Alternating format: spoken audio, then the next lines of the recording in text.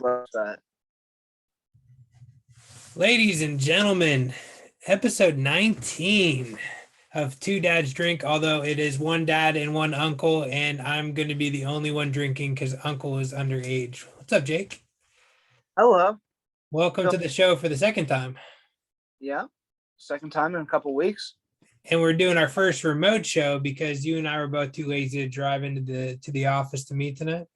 Yep, wish there was a better excuse, but Yeah, it was straight laziness. But the cool thing about doing a remote show is I get to put a background on, and don't you love it? And we're gonna get pulled down by some YouTube that trademark bullshit, probably.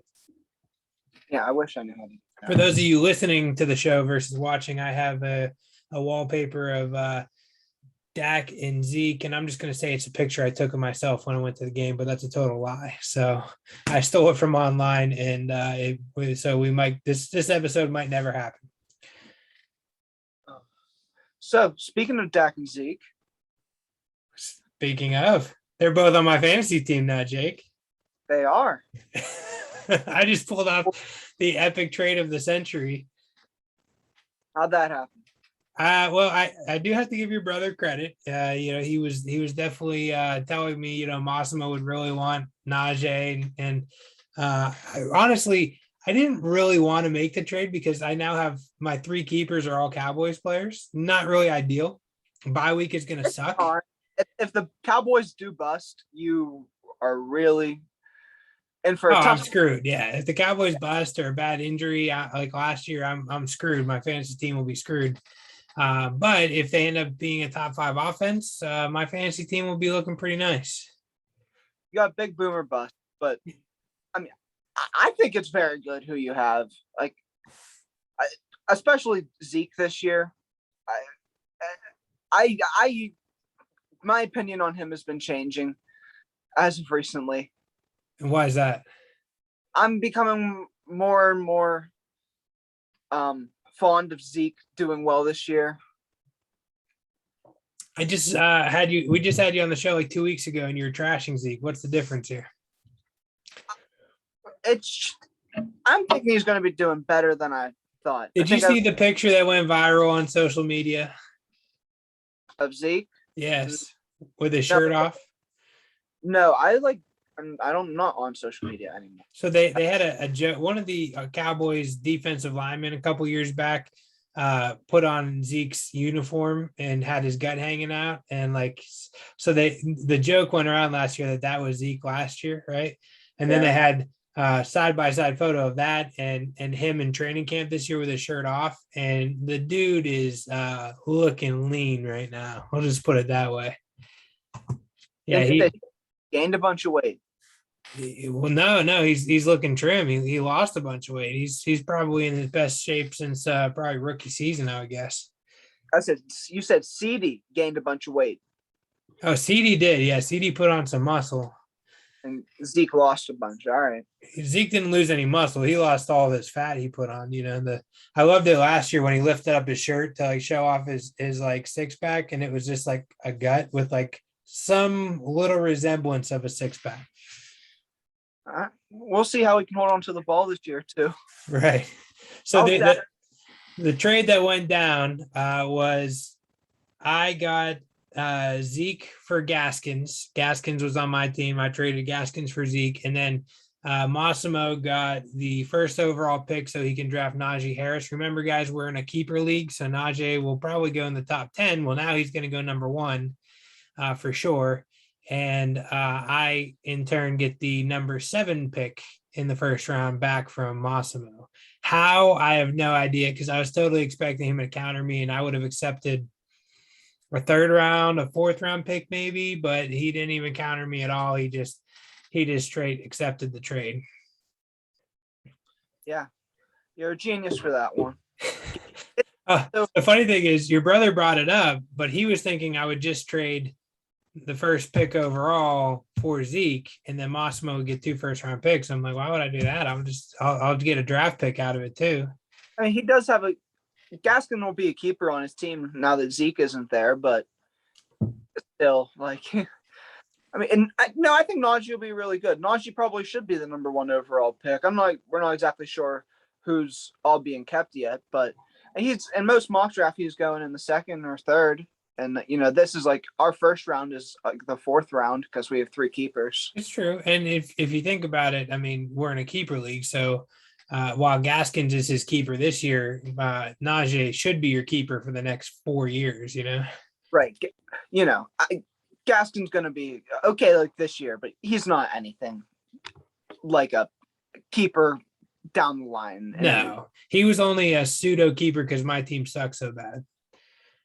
Yeah. Right. Well, I'm super stoked about that trade. It made me even more excited for fantasy football. You are the defending champ, so I'm coming back for my belt that you took from me last year. Just want you to know that. Well, I'm very happy with my keepers too.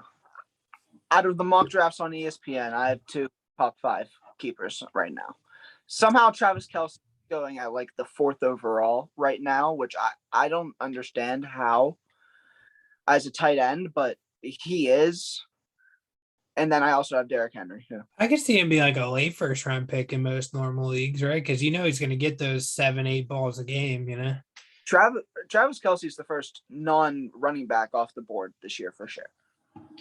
He's going before Tyreek Hill and Devontae Adams in every mock draft that I've been doing. Really? On ESPN right now, he's like number 4. I mean, is that because Aaron Rodgers is iffy on whether he's even going to play for Devontae Adams? Yeah, Devontae Adams still number 1 wide receiver. Tyreek Hill right behind him. But I think Stephon Diggs honestly could have a better season than both of them, especially if Rodgers doesn't play. But I think Rodgers will. You can't not play after winning MVP. And he doesn't have that many years left, like, to waste sitting out to prove a point. How old is he? He's 30. I think he's 37. He could just retire. I mean, he has 1 ring to his name. I think he wants more than that. I don't think he's going to get it though. I would love to see it happen because honestly, I think he's great, but I don't think I'll see it, especially on Green Bay. Like I could see him like in another uniform doing very well. There was rumors about Denver going around, and I don't hate that at all. I do because I'm going to the Broncos Cowboys game in Dallas this year. So I would absolutely hate that. I specifically chose that game to go to because I think it's a very winnable game for the Dallas Cowboys.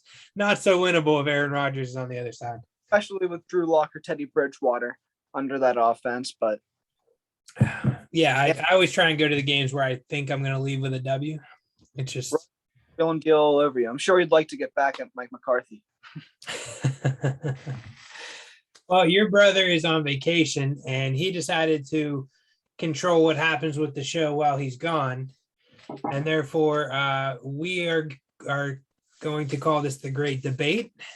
You and I have very differing opinions on almost every category of topics, including we like the same music genre, but we definitely think differently on that. So we're going to get a little bit of everything. So Sean chose a couple of topics that we're going to debate out. And we're going to see how this rolls. And I think this should be pretty entertaining because you're going to see a 90s kid in me versus a 2000s kid in you, especially when it comes to the 2 main things we're going to debate. So let's start with the top 5. Actually, we'll do top 5 basketball, but we'll debate our number 5s or number 4s, and we'll build it up instead of one person naming all 5, Yep. So who's your number 5 best basketball player of all time, Jake? Tim Duncan. Duncan. I actually really like that pick. He almost made my list. He would have been number 7 on my list. Number 7. Yeah, I think he was just so dominant. It's just so good for 10 years. 10 years. I didn't mean 10, like 20 plus. And I love his personality too. Just quiet. And I saw him recently. He had dreads. I thought that was the funniest thing after just seeing him with his short hair his whole career. I mean, he was the most elegant post player I've ever watched. He would just get that ball in and he'd work his magic. He'd touch it off the glass and go in like it was perfect. He was so fun to watch. Yes, he was. So I agree with your number 5. I actually had a tie for my number 5 spot. No, tie. Okay. I had a tie for my number 5. Couldn't decide number 5, so it's either way. One's 5, one's 6. So I just figured I'd call it a tie. Kobe and Shaq are my number 5 pick. All right. And Yep. they won championships together. What better choice than that? I think Kobe was the closest thing we'll ever see to Michael Jordan, and I think Shaq was just probably the most dominant center since Wilt Chamberlain. I think he's the most dominant big ever. Like period. He's Ever? Yeah. You know, Wilt Chamberlain played center, right? What? Wilt Chamberlain played center. You know that, right? Okay. Will Chamberlain was playing against people who were not nearly as well as Shaq's competition, and like, That's the LeBron excuse, man.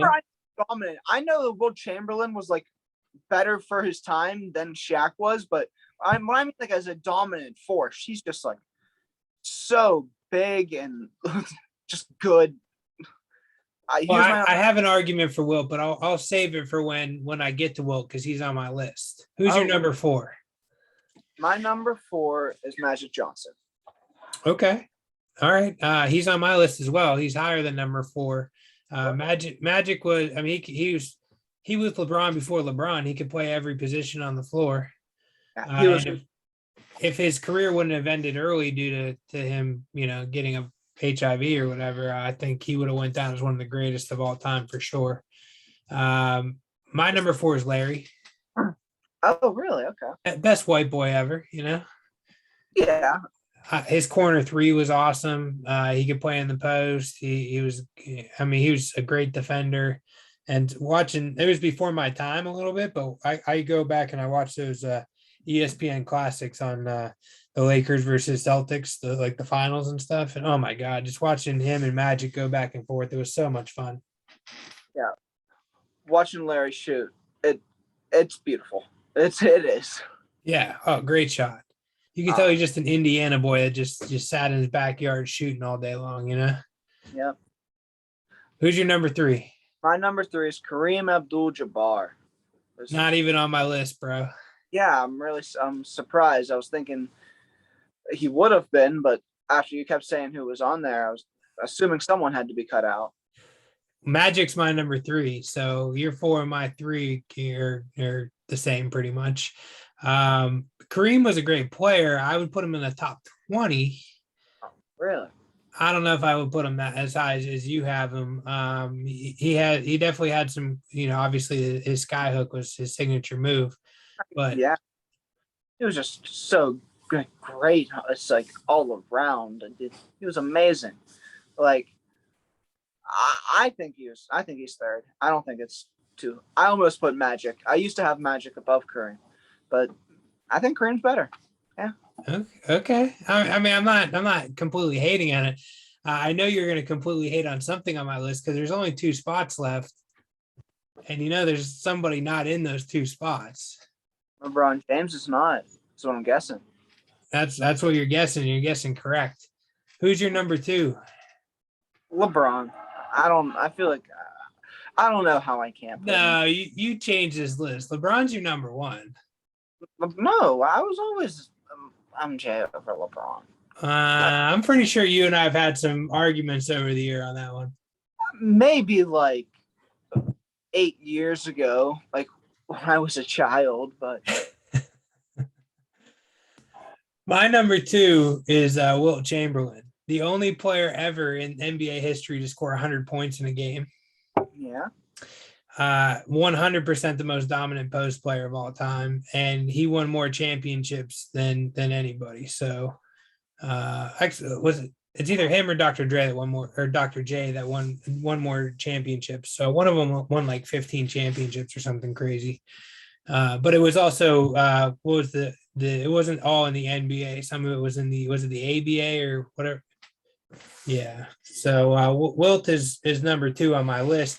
LeBron probably would have finished number 7 on my 8 on my list because Duncan beat out LeBron. Okay. Yeah, Wilt was he was great. I mean, who he played against, you got to really look at that, Ian. And then the talent he played against was not as good as a lot of other people. The talent Michael played against wasn't as good as what LeBron plays against. I don't think that's nearly as drastic as a change as Wilt is.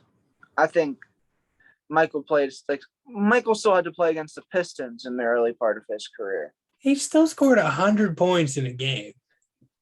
That shows how bad the people he was playing.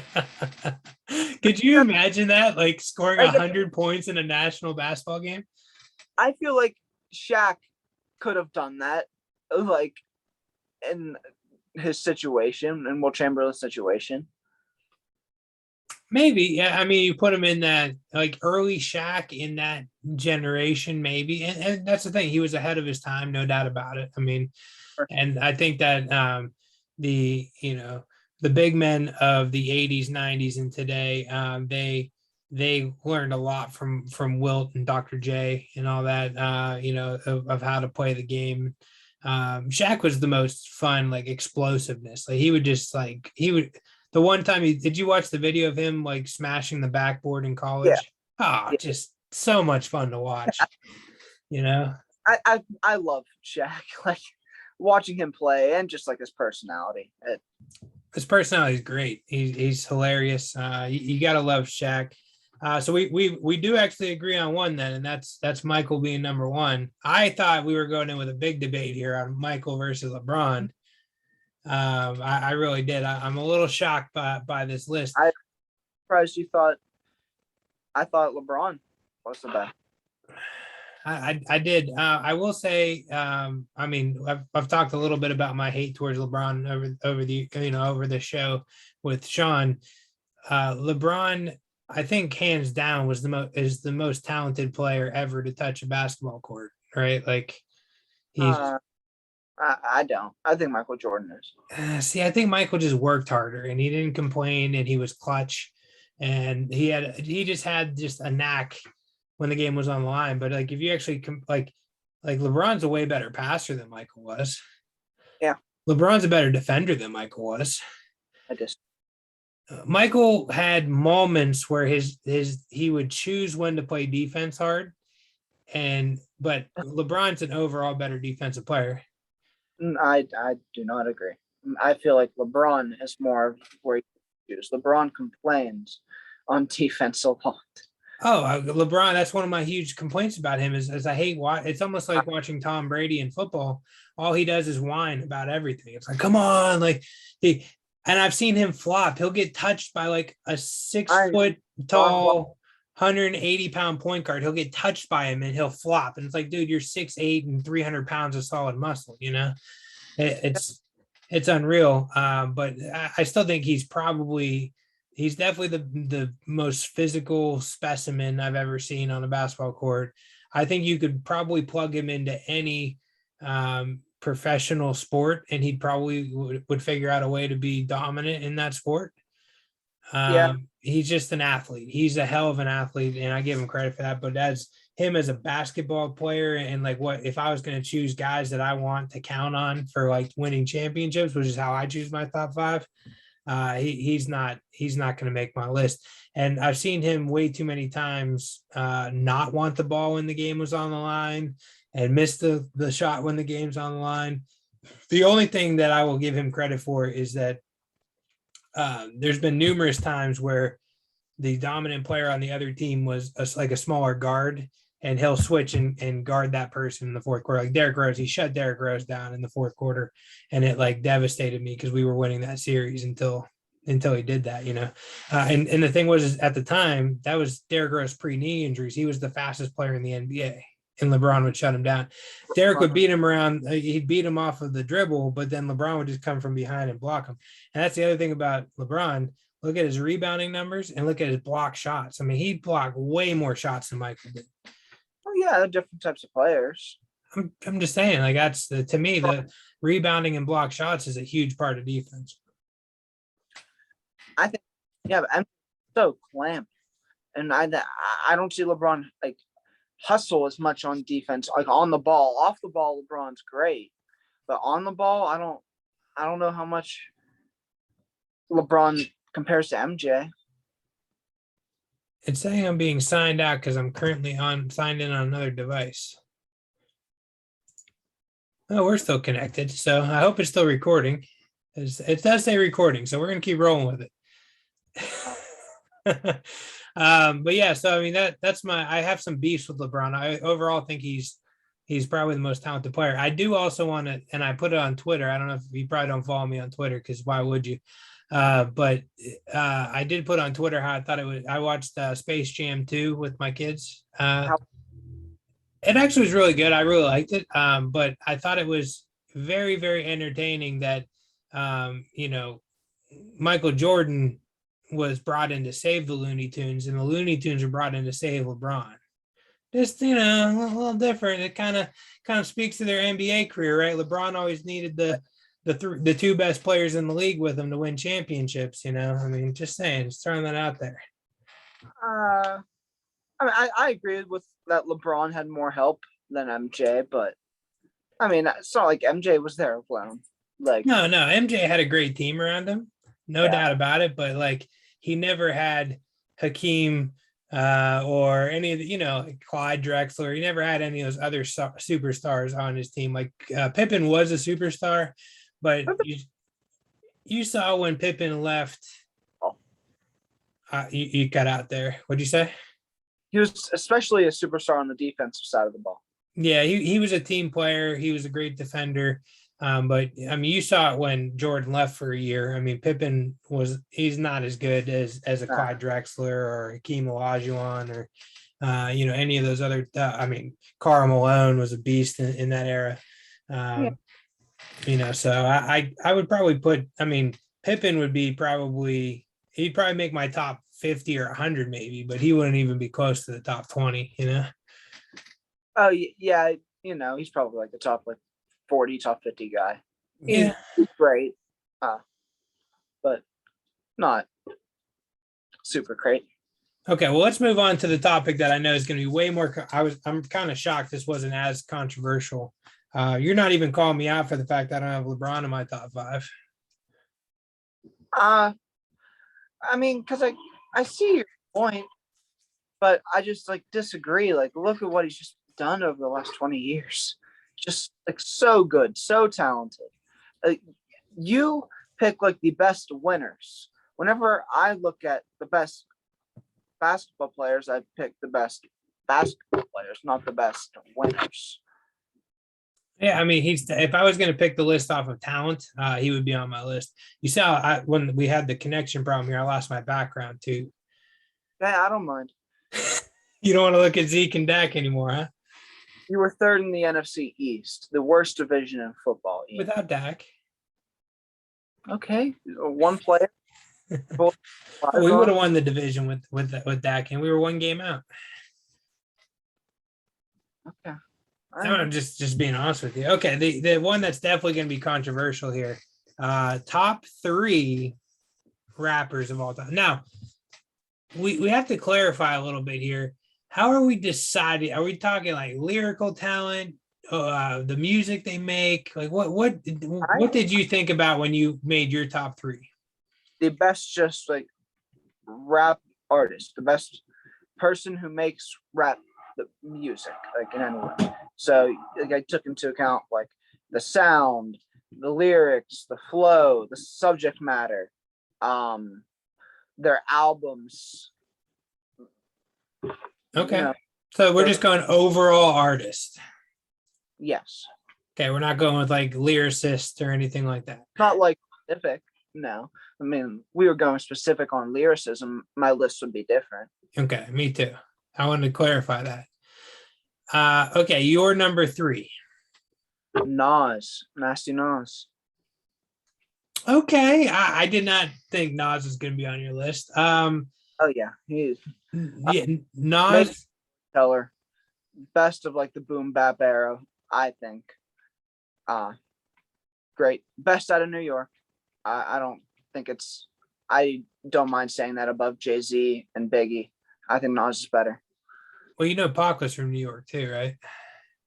Yeah, Nas is better than Pac, but Pac's LA. Ooh. Oh man. So that's my number 3 is Pac. Okay. Yeah, Pac's top 10 for me. All right. I mean, I think that he had a way of connecting with his audience, and like even if you didn't like some of his gangster stuff, he always threw like the Brenda Got a Baby song. He threw these different songs in that would just make you think, and you're just like, wow, like he made you really think. Yeah. Brenda's Got a Baby, being on Tupacalypse, it's a weird song for that time in his career, because at that point he was still pretty gangster, and Brenda's Got a Baby is, so like heartfelt and just great. Oh yeah. Like being on his second album, like being a young Tupac, that was like 1991 that came out, I think. Just very impressive. And so many other rappers have tapped into that since then. Like you got like Ludacris with Runaway Love and like some of their like just deep songs. And I feel like Pac was one of the first rappers to just do deep music. Well, yeah, and Nas obviously took inspiration from Pac, and a couple years later, at the age of 17, releasing Illmatic. Illmatic was good. Illmatic was good. That was fun. It was good. Oh, it was good. I've never been a huge Nas fan. I'm not gonna lie. I have some of his music on my playlist. I do like some of his music, but like there's just something about his flow that like it doesn't always stick with me. I will say that like next to somebody else on my list, he's probably the second best rapper of like straight murdering other rappers lyrically. Like if I was going to choose a rap superstar team to just murder people, him Game, is going to be on that list probably. Like just battling, I would take Nas as a battler all day long. Nas is amazing lyrically. What he rapped about, how he put it into song for so long. He was great, especially in the beginning of his career. Illmatic, It Was Written. Those are his 2 best albums by far. I think they're both classics. Okay. Before we get into the top 2 on our list, I want to point out that if any of your top 2 are people like Future, Drake, hang on, let me throw some other names out here. We got I'm trying to think of some of these new rappers that just drive me crazy. Drake doesn't drive me. Drake makes great music, don't get me wrong, but I feel like Drake is like mainstream. That's all he does is try and make mainstream stuff all the time. Oh, now, but Drake's non-mainstream stuff is much better. I'm sorry, that is Daisy, my dog. Oh, that sounded like a kid for a second. I was like, do you have one of Sean's kids over your house? I thought they were on vacation with him. Yeah, they're both there, I think. All right, so no new age mumble rap bullshit on your list, right? Rap, but a newer person, yeah. Not mumble. Right, who's your number 2? Kendrick Lamar. Just absolutely amazing. Okay, I love Kendrick, and I think out of the new rappers, he's probably the best rapper that came out in the last he came out maybe 7 years ago. Well, he's been rapping for. Well, I mean, he like made it big like 7 years ago. So like mainstream, yeah. His first mixtape was in like 2010. He signed with Dre. Overly Dedicated I actually enjoy it a lot. A lot of people who I've talked to listen to it don't like it. It's not lyrical Kendrick. It's more trap. Honest, not trap as much, but more like just like hit songs. And then the year after, in 2011, he came out with when did he sign with Dre and do Swimming Pools and all that? That was 2012. Okay, so he's been out for almost 10 years now, like mainstream.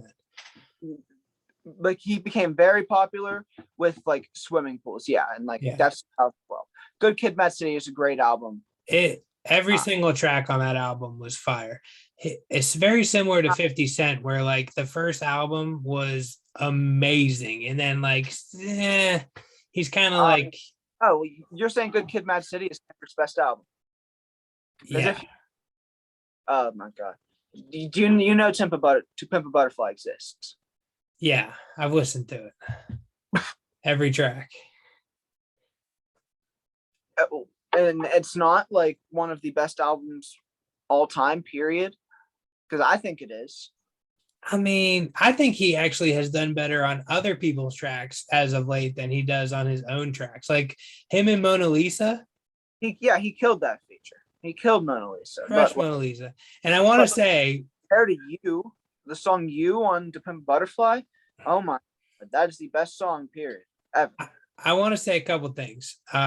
Number one, Kendrick literally makes an appearance.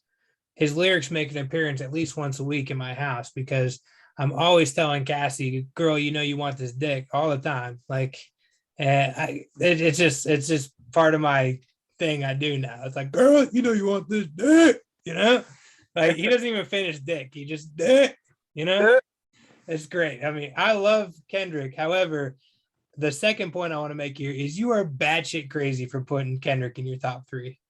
How?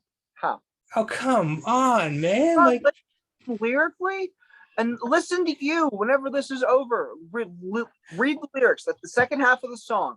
It is heartbreaking. It's the most beautiful thing ever.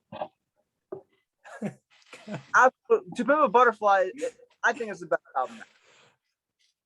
And I know who your number 1 is, which is also batshit crazy. So I want to point out that you did a top 3 list and did not include any of the fathers of rap on your list.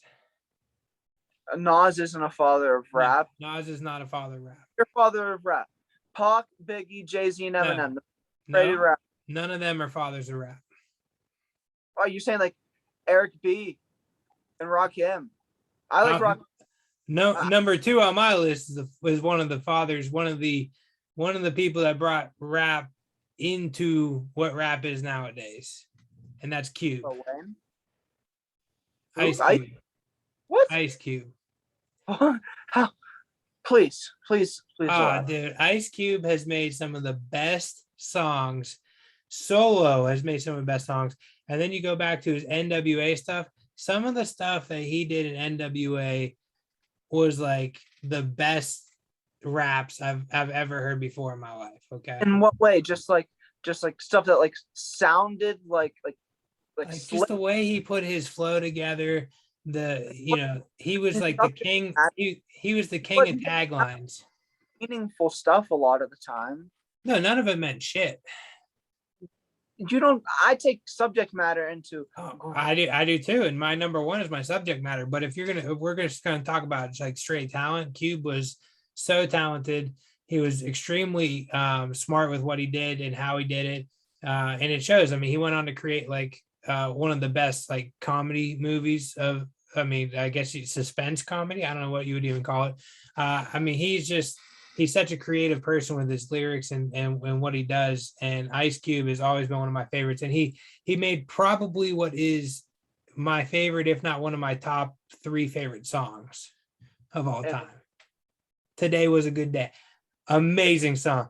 I could play that song on repeat 24 hours a day. I play that. I played that quite a lot. I love it's my favorite Ice Cube song. Get me on the court and I'm trouble. Last week, fuck around and got a triple double. Come on, he's awesome. He's the man. Cube's my number 2. And honestly, I could have put any of it. I could have put Easy in there. I could have put I could have put anybody in there. You know, like Dre is the only one of the fathers, in my opinion, that wasn't a good rapper. He's never been a good rapper. Who are your fathers of rap? Just NWA? No, not just NWA. You have I mean, pretty much any of the people in the 80s. You had what was that one group called? You're putting me on the spot here. Yeah. There was a group. What's that? Beastie Boys? No, Beastie Boys was 90s, and they weren't real rap, so they were kind of like alternate rap. Run DMC is who I'm thinking. Run DMC, NWA, like those are the fathers of rap. Those are there wouldn't be rap to what we have nowadays if it wasn't for them. I mean, okay, but I don't think they really compare to anyone on my list. Okay, all right. Well, this is why we agree to disagree, right? I don't think Kendrick deserves to be anywhere close to. I don't hear, and I love Kendrick. I truly love Kendrick, but I don't think he deserves to be anywhere close to the top 20.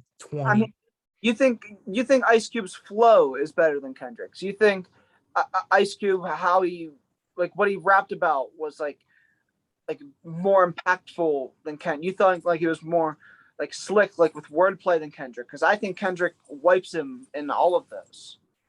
I think that he, again, you got to understand that he was one of the first to really do. He was definitely one of the first to do gangster rap, right? What does first have to do with good? Well, because Kendrick gets to learn off of what all these guys have done before him, just like LeBron gets to learn off of what all the guys before him did, right? It's a talent, and it's a thing where they listen to what was there before them, and they make their own flow and their own style based off of that. There would be no Kendrick without NWA. Yeah, I know that there would not be, but I still don't see why that's a reason to put them above Kendrick, just because like they were like a founding of it. I mean, it's my opinion. It's my list. It's my opinion. I think that he was the best lyricist on NWA, and I had to put somebody on NWA in my top 3. Okay. All right. And Pac would have murdered Kendrick, by the way. I mean, he just wouldn't. Kendrick, he just is. I wanted to think that for the longest time, but I quit being in denial and just accepted the fact that he just is. I wanted to like have my best as like all the old guys, but it's just not the case. Okay. Well, hey, I can at least out of the new rappers, you chose a good one. I know who your number one is, and I'm going to completely disagree with that as well. And you know who my number one is, and you're going to completely disagree as well. I completely disagree, but I mean, I think it's like super basic, and like you're not looking into that person's last 15 years of their career, and if you are, you wouldn't have them as number one. Quite the contrary, actually, and I will explain that. Go ahead. You're number one. Kanye West, without a doubt, the best like rap artist ever. Just the best rapper and producer duo of all time is Kanye West and Kanye West. Just absolutely amazing. My Beautiful Dark Twisted Fantasy, one of the best albums ever. Best, I think he has the best discography of all time. I think they're all great, excluding Jesus is King. I just don't. There's some people who still do Kanye stans that like it. I'm not going to force myself because I just don't. It sucks, but other than that, it's great. Kanye, look, and I like Kanye, and I have tons of his music on my playlist. He makes great hits. He's good at what he does. I thought early on he had some really deep stuff that I really liked, and then my favorite Kanye is your least favorite Kanye, which is like 808s and Heartbreak. I love 808s. Not my least favorite anymore, and actually, I happen to have it sitting here. Oh, look at you! I have 3 Kanye albums on vinyl, and I think it's one of his worst, but it's one of my favorite. Like I personally like it a lot, but in terms of music, I think it's like one of his worst, just because there's no lyrical content. Like not no, but it's not deep at all, which I see. Lyrics. It's the most deep Kanye. That's where you're missing it. He literally got trashed on. He got his heartbeat into the ground, and that's him just like crying in front of a microphone. I mean, like deep. You cannot say that is more deep than like this Content Matter on Late Registration and Dark Fantasy, some of Pablo, some of College Dropout. I mean, he literally, that is the most real Kanye you're going to get right there. That is him literally pouring his soul into a record. That is Kanye being very experimental on new beats and absolutely changing the sound. That is why I think it is so good. That album completely changed everything with auto-tune and like sing-songy kind of rap. Oh my God, he went through the album without swearing. Like, I mean, if I'm going to choose the rapper based off of how you're choosing a rapper, your number one should be Jay-Z. If you're going to go off of production talent and you're going to go off of just a what? straight hit maker, I'm not. Jay-Z is. I think Kanye's good for his hits. I think Kanye's hits are some of his worst songs. Like Gold Digger, garbage. Oh, I love Gold Digger. Stronger, not like nowhere near as good as the best on that album. The best on that album is like I Wonder and Everything I Am, and Can't Tell Me Nothing a hit on that album. What's that song with Twista that he did? That's on College Dropout. Yeah, that song is bomb. Slow Jams. Slow Jams. That was a great song. That was Kanye's first number one hit. Slow Jams. Yeah, Slow Jams is great. I dig it. I love it. It's great. Awesome. I got mad respect for Kanye. He wouldn't make my top 5. He'd probably make my top 10. Okay. I'd mix him in there. I really like Kanye. I think that when the dust settles 30 years from now, he'll probably be in the top 5 of all time, because he's just going to keep making more and more music. If he doesn't stop, which that's what happens. A lot of guys just stop, right? So right now he is really teasing a album hard, very, very hard. Are you seeing it on Twitter and stuff? No, I don't pay too much attention to Kanye on social media. So he was just in the studio with Tyler, the Creator, and Donda was an album named after his mother, obviously. That he was teasing releasing years ago, and Kanye's been doing this for the past 4 years. He's been saying something's going to release, doing a snippet, saying it's releasing at this time, and then just not dropping.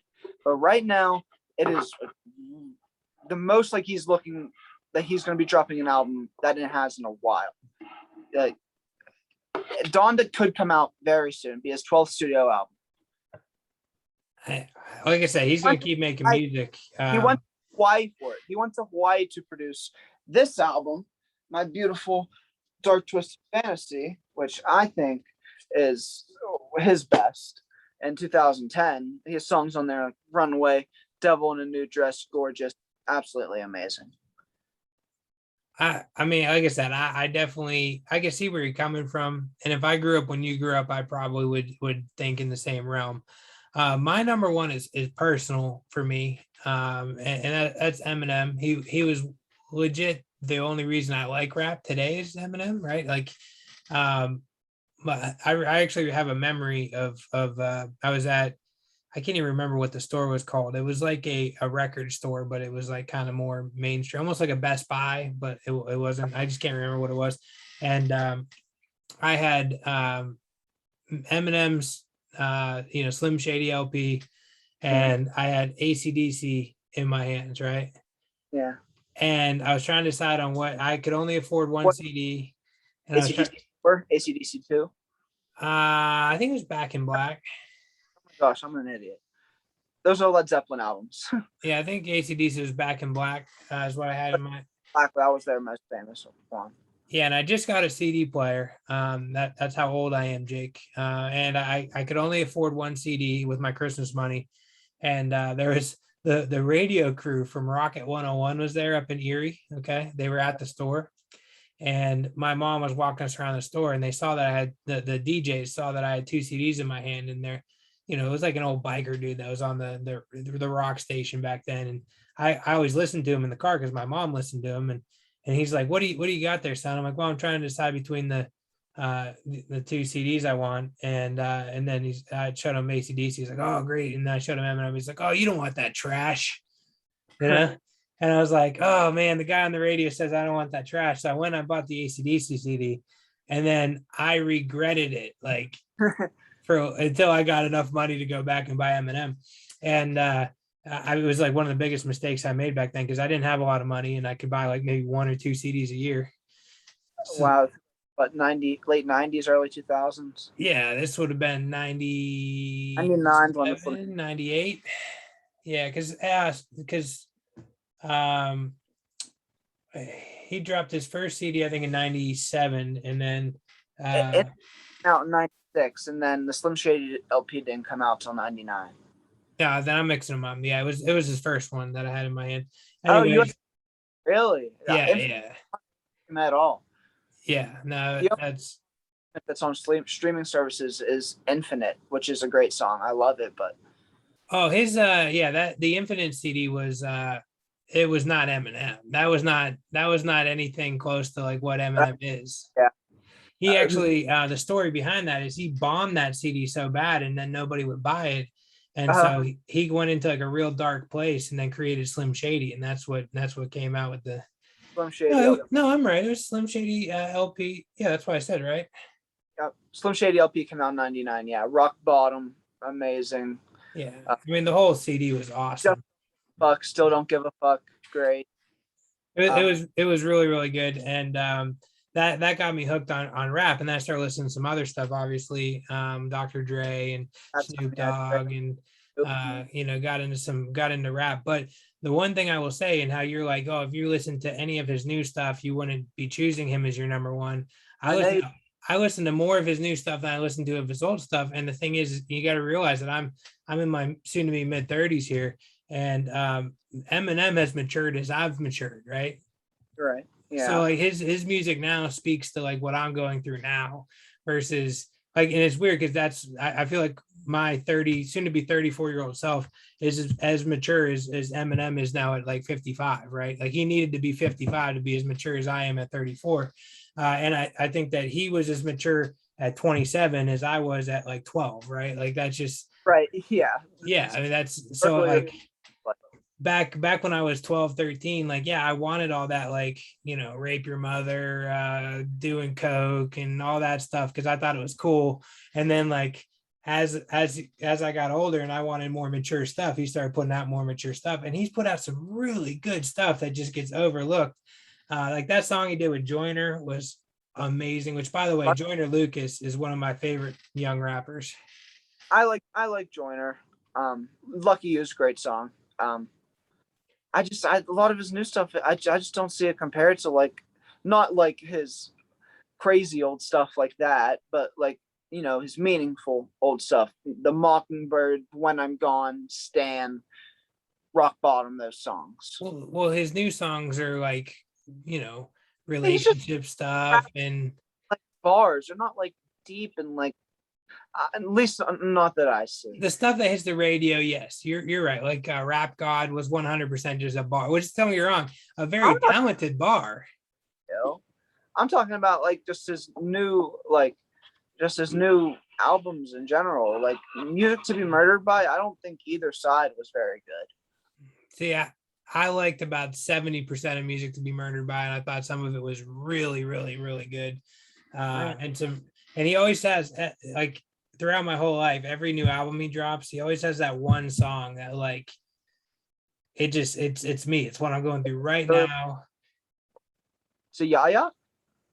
I'm not going to talk about which song it is off of Music to Be Murdered By because it would give away a lot of what's going on. But no, I mean he just always has something that's he has a song a couple albums ago about like his mom, and that he didn't spend enough time with her, and that he and like that made me start like thinking, oh, I got to spend more time with my mom, and like because I get too focused on my career and I don't think about spending time with her as much as I should, And it's little things like that like, you'll understand. Honestly, Kanye might be that guy for you. Like as you grow up, he'll start growing. Although I feel like the older he gets, the more batshit crazy he becomes. Yeah, he's crazy now, and like even before he was crazy, like he was a douchebag. I just really like his music. Yeah, he like trashed Taylor Swift at one time. No, that I love Kanye for that, but he was just so arrogant. Like, I Um, love the 2009 VMAs, and then he came back, took and released My Beautiful Dark Twisted Fantasy. Oh my gosh, my favorite album. I'm gonna have to probably go give that one a second listen to because it's been a while, and a lot of times I'll listen to an album and like if it doesn't speak to me, it just goes by the wayside, Yeah, I understand that. I think is College Dropout one of your favorites? I like College Dropout. That's probably my outside of 808, it's probably my favorite of his. Yeah, see, it's honestly lower in my ranking. It's like number 5, I think. Okay. Well, we definitely have different rap tastes, my friend. We do, but Oh, I mean, not that different. We could be a lot worse. Like the stuff that most of the kids listen to now. I feel like garbage. most kids, you should be very happy with my top three. Yeah, I was expecting like maybe a Drake on there. I was like, please don't. Like, I love Um, Drake, but like, no, like, let's not do it. no, if you ask like most kids my age, their top three would be like Juice World, Polo G, and Lil Baby. Like that would be it. You know what? I kind of like Lil Baby. I like all those guys. Like they're enjoyable. Like you don't really have to pay attention to what they're saying, but when you're talking the best all time, like you know, Yeah, yeah. I mean, Juice World's pretty decent too, but I wouldn't put him in like best of all time stuff. No, no, no way. But I think best freestyler ever. You can't argue it. He did it. He freestyled for an hour twice, and it all makes sense. Most of his hit songs, he just went in the booth and fucking freestyle, and they were amazing. I will say that in his old age, Eminem's freestyle has gotten way worse. Yeah, Like I watch some of the stuff he puts on YouTube where he's just like randomly just spitting lyrics, and I'm like, what are you doing? Like this is not good anymore, like way worse in general. But I know you disagree. So where would M be on your list then? All time, floating around the eight. Eight. Okay. I mean, he legit had the best 4-album stretch of anybody ever. Don't say 4. Say 3. Don't kid yourself. Don't say Encore. Don't kid yourself in saying Encore is great. Don't. Have you gone back and re-listened to Encore? Yes, I used to love. I do like Encore. I overrate Encore compared to most people, but you should. It is not great. My first single. What? No. There was a couple really bad songs on there, but there was also a couple really good songs on Encore. Soldiers and Yellow Brick Road. Oh yeah. Toy Those Soldiers three. is awesome. What's the one? Oh man, there's another one on there that I really like too.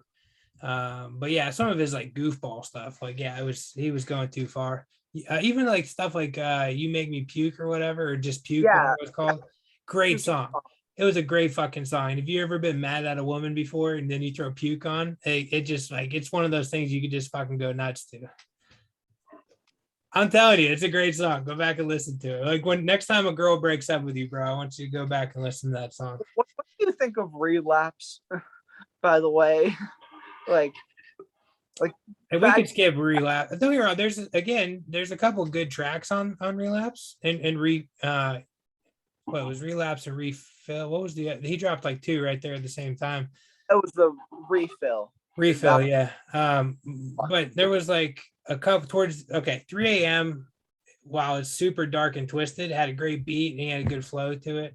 And then later in the album, I can't remember what the name of the song is, but he talks about like you got to walk a mile in my shoes. That was a very good song. So he had a couple good tracks on that CD, but you could tell he was going through something, like just like Encore. He was all fucked up on Encore. Dude. What was it? Was it Ambien? Ambien is what he was, mostly. I think he was drinking. He was all fucked up on everything though. So you could probably throw away those couple albums in the middle there. No, you can't just disregard them in his career and say he's the GOAT. Like that's the thing. Like a lot of Pac's albums after he passed, they were not that great. They were filled with features, just bits and pieces of Pac's raps that were still found and recorded. Well, you know why that is though, right? The label. No, because Pac legit, he would record an album in like 24 hours. Like if you go, I can watch a documentary. Full-length Pac albums they're filled with features, almost every song. Like there's not. But what I'm saying is, you got to understand. After he died, they released like 6 or 7 albums with all those features fixed. He recorded so much music that they had all that laying around after the dude died. That's why people thought he was still alive. But no, there's an interview with Dr. Dre. It's on YouTube where he's literally like, Pac was amazing. He's like, I can't remember what was the one that he released right when he got out of prison. It had Rough Rider that was DMX. The one Right with after him and Snoop, Two of America's Most Wanted or whatever. one with Two of America's Most Wanted was Yeah, it was right when he got out of prison. He released that album. Two of Was America's, it was Machiavelli is what it was called, wasn't it? no, Machiavelli. That doesn't no. It was something to do with Machiavelli. But anyways, like there's an interview with Dr. Dre. What's that? I was looking for my phone and You're using it, bro. Yeah. But there, like Dre literally said he got out of jail, he went right to the studio, and in 24 hours, he laid that down and walked out. And like it was one of the greatest albums that Dre had ever heard at that point. Yeah, All Eyes on Me. Most people think that's Pac's best album. I disagree. I think Me Against the World is Pac's best album. There's only one other person who can record music like that quick, and it's Jay-Z. I mean, Jay-Z can go in and bang out a whole album in a day or two. It's just like a talent that he has, and it's a rare talent. And I think that if Pac would have still been alive, you would have seen Pac put out literally 2 to 3 albums a year for a stretch there. I mean, that's how crazy he was. Label wouldn't let him. Once you start putting out so much music, it doesn't sell. He would have been perfect for this new age of music where you can literally just drop single after single. Like you don't even have to put out albums anymore. Right. He would have been perfect for that. Bach would have been the perfect rapper in today's day and age. But well, we have one last topic to go over, and it is our upcoming football season. How are we doing on time here? Okay, we've been going for about an hour, so this is one of the longer episodes. So we'll make this a little quick here. Steelers or Cowboys, who is going to be the better football team in 2021? I think it's really close. What do you think? I have not looked at the Steelers' schedule. I don't think it's too bad. Okay, I would have to look at the Steelers' schedule to think. I mean, look, if I had to bet, like if I had to put real money, like let's say, like real money might be $500 or $1,000 on it. I'd probably bet on the Steelers because they're more consistent, right? They are consistently a winning football team. You haven't had a losing season in the Mike Tomlin era. That's right, incredible. And that's especially the one that amazes me in that is when Ben went down and you were 0-3 and you still pulled out a winning season with Duck Hodges and Rudolph at quarterback. It was some of the most atrocious quarterback play I've seen, and they still found a way to win football games, which is amazing. Right. Our defense completely. So if you're going to make me like forcefully like pick one, like with my life depended on, I guess I would lean Steelers, but I think that you and I both probably agree here that the Cowboys roster has way more upside.